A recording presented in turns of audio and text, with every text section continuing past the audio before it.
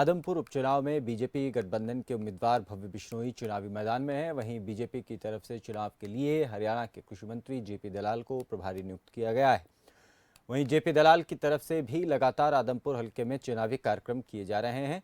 आदमपुर उपचुनाव को लेकर हमारे संवाददाता ने बीजेपी के नेता जेपी दलाल से खास बातचीत की।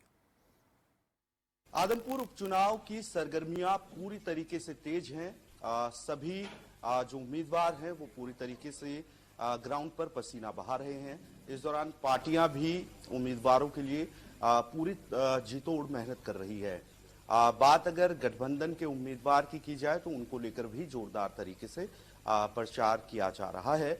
और किस तरीके से फिलहाल प्रचार चल रहा है भारतीय जनता पार्टी और उम्मीदवार हैं उनका, इस पर बात करेंगे। भारतीय जनता पार्टी की तरफ से आदमपुर उपचुनाव को लेकर प्रभारी बनाए गए हैं हरियाणा के कृषि मंत्री जेपी दलाल जी हमारे साथ हैं, उनसे जानेंगे। सर, किस तरीके की तैयारी आपके जो उम्मीदवार हैं गठबंधन के भव्य बिश्नोई उनके चुनाव को लेकर है? सर, उनका चुनाव तो एक तरफा ही है, जीत में किसी को शंका नहीं। क्षेत्रवासी बहुत खुश हैं। जो फैसला कुलदीप बिश्नोई ने लिया कि कांग्रेस से मुक्ति पाई और मोदी जी की नीतियों से प्रभावित होकर के मनोहर लाल जी के विकास के कामों को देख करके भारतीय जनता पार्टी में आए, उससे सहमति लेकर अपने क्षेत्र से आए थे। और उपचुनाव में अपने जो चौधरी भजनलाल जी के पोते हैं भव्य बिश्नोई, उसको देखकर जनता बहुत खुश है, क्योंकि इस क्षेत्र में पिछले 54 साल से हरियाणा का एकमात्र ऐसा जिसमें लगातार इस परिवार का प्रभुत्व रहा है। और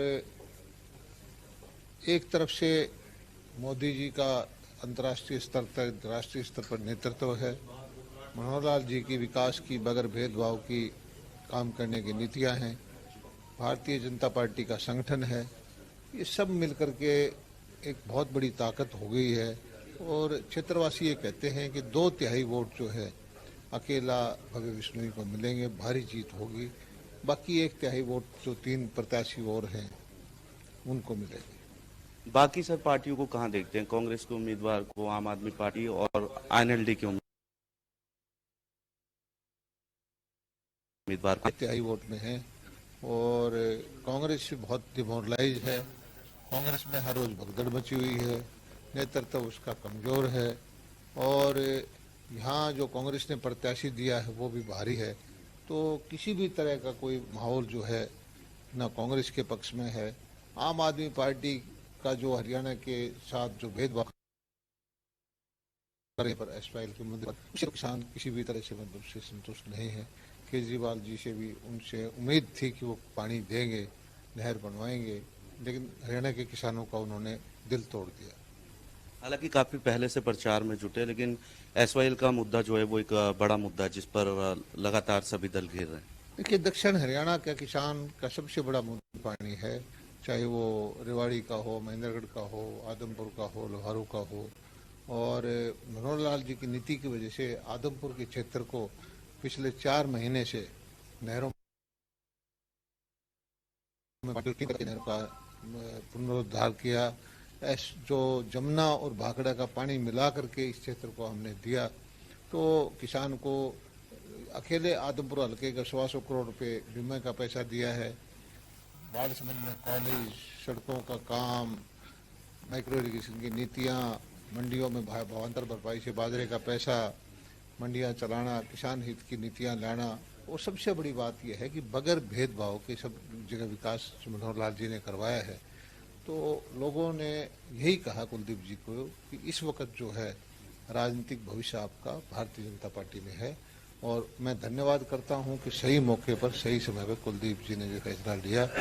और हमारा जो बच्चा है भव्य बिश्नोई, उसकी राजनीति बहुत अच्छी होगी, इलाके का विकास करेगा। चौधरी भजनलाल जी की नीतियों पर चल करके जो इनका पारिवारिक रिश्ता है, एक एक वोटर से इनका व्यक्तिगत संपर्क है, तो इस क्षेत्र में किसी और का कोई चुनाव में मुझे कोई लगता नहीं कि मुकाबला कर पाएगा। लेकिन सर विपक्षी जो भी विपक्षी दल हैं आपके मुकाबले में, वो एक मुद्दा बना रहे हैं कि कुलदीप बिश्नोई लोगों के बीच में नहीं रहते, भव्य अमेरिका में थे, अभी वहां से लौटे हैं। आप क्योंकि प्रभारी के नाते लगातार आप बड़ी सभाएं कर रहे हैं, लगातार हल्के में जा रहे हैं, किस तरीके का रिस्पांस लोगों का मिल रहा है सर? नहीं, ये तो विपक्ष का प्रचार है, विपक्ष को कुछ ना कुछ तो कहना ही होता है। भव्य अमेरिका में थे तो ये कोई बुराई की बात थोड़ी, पढ़ने की उम्र थी उनकी, पढ़ाई की। अब राजनीति में पदार्पण हुआ है तो यहाँ लोगों की सेवा करेंगे। उच्च शिक्षित होना कोई बुराई नहीं है। कोई जो ऐसे राजनीति क्यों करें कि जो पढ़ाई ना करें और राजनीति में कूद जाएं, तो लोगों में इस तरह की कोई बात नहीं है। लोग बड़े ही उत्साहित हैं और इस क्षेत्र का हालांकि हमने खूब विकास किया है, लेकिन नुमाइंदा ना होने की वजह से कुछ न कुछ कमियां हो जाती हैं। लोगों में खुशी है कि 25-30 साल के बाद जो है सरकार के अंदर इनका नुमाइंदा होगा। तो हरियाणा के कृषि मंत्री और प्रभारी फिलहाल चुनाव को लेकर लगाए गए हैं। यहाँ गठबंधन के जो उम्मीदवार हैं उनकी जीत का दावा कर रहे हैं, साथ ही दूसरे दलों पर निशाना साधते नजर आ रहे हैं।